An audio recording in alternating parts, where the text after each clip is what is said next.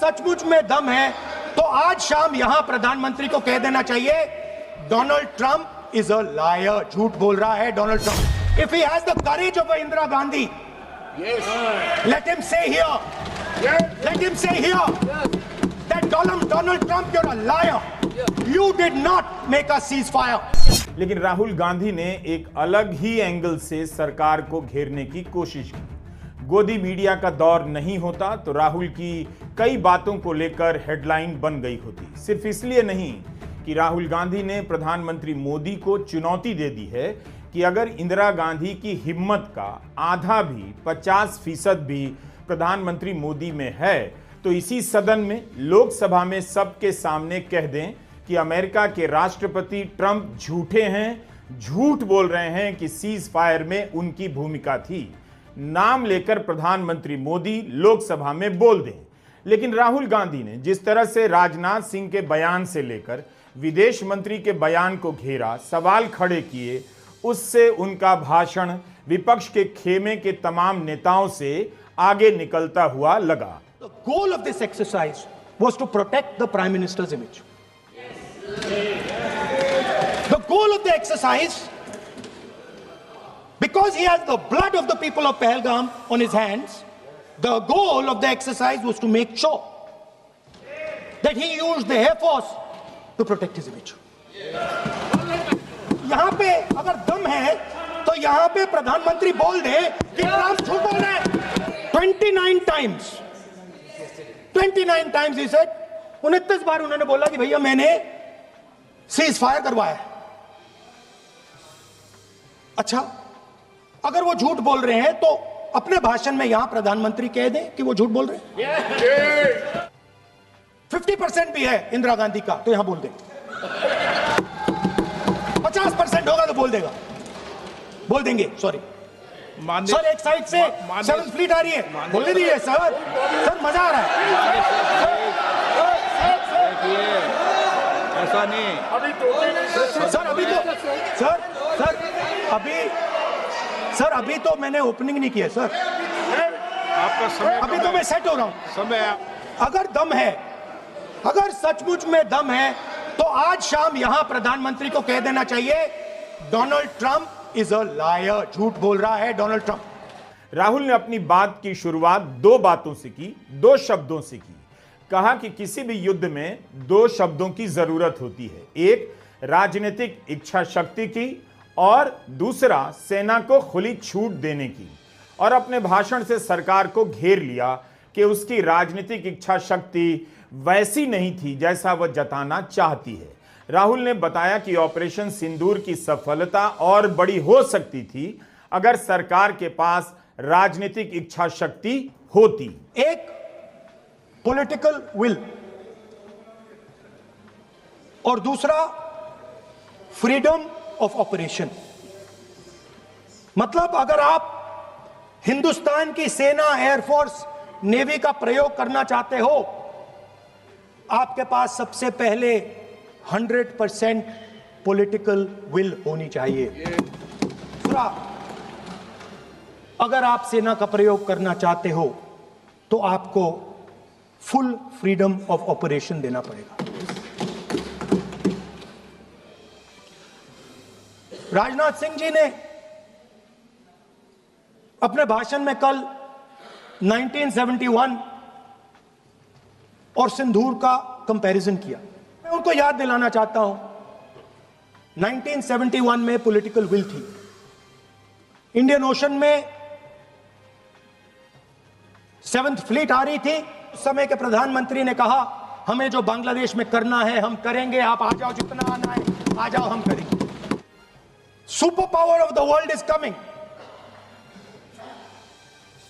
with its aircraft carriers, hundreds of aircraft, political will. The Prime Minister of India says, we don't care. 1 lakh Pakistani soldier surrender किए, एक नया देश बना। राजनाथ सिंह जी का भाषण में सुन रहा था, and Rajnath Singh ji said that Operation Sindoor began at 1:05 in the morning. और उसके बाद उन्होंने कहा, he said, operation Sindoor lasted 22 minutes. And then he said the most shocking thing. He said at 1:35 we called Pakistan. We called Pakistan at 1:35 and we told them that we have hit non-military targets and we do not want escalation. Rahul Gandhi ने राजनाथ सिंह के ही भाषण से अपने भाषण का बड़ा आधार बना लिया। हमने राजनाथ सिंह के भाषण पर वीडियो बनाया है। हमने एक बार फिर से राजनाथ सिंह के भाषण को जाकर सुना और देखने की कोशिश की कि क्या उन्होंने ऐसा कहा जैसा राहुल कह रहे हैं। 22 मिनट के ऑपरेशन के बाद ही भारत ने क्या वाकई पाकिस्तान को बता दिया कि हमारा इरादा सैनिक ठिकानों पर हमला करने का नहीं है। अध्यक्ष महोदय, 7 मई 2025 को हमले माने 1:35 के तुरंत बाद भारतीय डीजीएमओ ने हॉटलाइन संदेश के माध्यम से पाकिस्तान के डीजीएमओ यानी डायरेक्टर जनरल मिलिट्री ऑपरेशन से संपर्क किया और टेरर इंफ्रास्ट्रक्चर के खिलाफ हमारे हमले के रेशनल और मेथोडोलॉजी के बारे में पूरी जानकारी दी और यह तथ्य भी बताया कि ये हमले एस्केलेटरी नेचर वाले नहीं थे। 22 मिनट के ऑपरेशन के बाद भारत ने पाकिस्तान को क्यों बताया कि भारत का हमला टकराव बढ़ाने वाला नहीं है? राजनाथ सिंह ने अपने बयान में ठीक ऐसा ही कहा है। राहुल गांधी की नजर इस पे पड़ गई और उन्होंने सवाल उठा दिया कि अगर 22 मिनट के भीतर पाकिस्तान को यह बताया जाएगा तो इसका मतलब है कि इस ऑपरेशन को लेकर पॉलिटिकल विल, राजनीतिक इच्छा शक्ति शुरू से नहीं थी। The DGMO of India was told by the government of India to ask for a ceasefire at 1:35 at night itself, on the night of Operation Sindoor. You told them that we will not hit military targets. You told them we do not want escalation. Speaker sir, you imagine, दो लोगों के बीच में लड़ाई हो रही है, दो लोगों के बीच में लड़ाई हो रही है, एक आदमी जाके दूसरे को घूंसा मारता है और फिर कहता है देखिए मैंने घूंसा मार दिया, अब एस्केलेशन नहीं कीजिए। मतलब आपने पाकिस्तान को डायरेक्टली अपनी पॉलिटिकल विल बता दी कि आपके पास लड़ने की पॉलिटिकल विल है ही नहीं, कि आप लड़ना ही नहीं चाहते हो। Very important thing that Rajnath Singh ji said, maybe he didn't mean to say this. He also said that he told the Pakistanis that we are not going to hit any of your military infrastructure. Captain Shiv Kumar, Defense Attaché Indonesia, he says, I may not agree with him that India lost so many aircraft, but I do agree that we did lose some aircraft. And that happened only because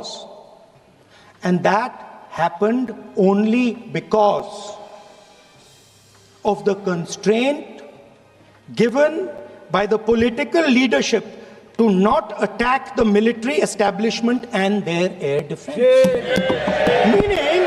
Meaning you went into Pakistan, you attacked Pakistan and you told our pilots do not attack their air defense system. Meaning you tied their hands behind their back. Cease fire क्यों हुआ? अगर भारत ने बढ़त बना ली थी तब क्यों हुआ? इसका जवाब अभी तक नहीं मिला। लेकिन राहुल के सवाल ने सरकार के 3 मंत्रियों के जवाब को फिर से संदेह के घेरे में ला दिया और बता दिया कि सरकार ने ऑपरेशन सिंदूर के 22 मिनट बाद ही पाकिस्तान से कह दिया था इसे हम आगे नहीं बढ़ाना चाहते। इसके बाद राहुल गांधी ने भारतीय सेनाओं के प्रमुख जनरल अनिल चौहान, भारतीय थल सेना के उपाध्यक्ष lieutenant general Rahul R Singh और कैप्टन शिव कुमार के बयानों को सामने लाते हुए दिखाया कि पॉलिटिकल विल नहीं होने के कारण ही भारत को बड़ा नुकसान हो गया और लड़ाकू विमान गिरे।